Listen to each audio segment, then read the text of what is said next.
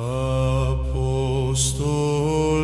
sfinte, Andrei binecuvântat, cel dintâi chemat la Hristosul cel viu, primește rugana noastră în ceasul de seară și fi mijlocire spre cer pentru neamul tău.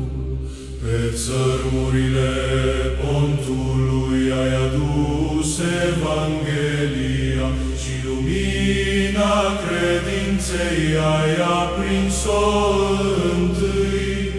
Din pașii tăi blând s-a născut România și sufletul nostru te strigă: ocrotește-ne, Sfinte!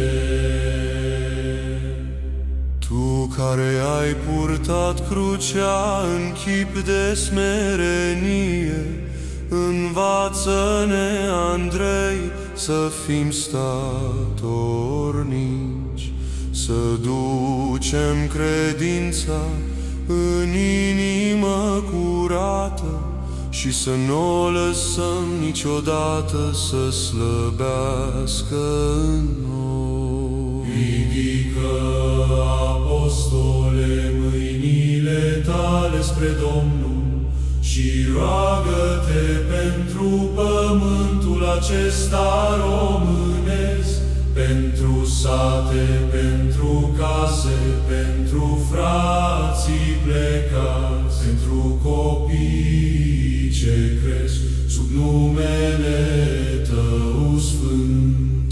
Când valuri se ridică peste țară, Tu fii ocrotire și zid nevăzut. Când inimile tremură sub teamă și umbră, Tu fii întărire, Părinte tăcut. Apostole al luminii, Andrei prea iubit, ține neamul nostru aproape de Hristos. Aprinde în noi nădejdea cea bună și du-ne spre pace cu pasul frumos. Iar noi cu smerenie Te cinstim în cântare și cerem iertare și harul de sus.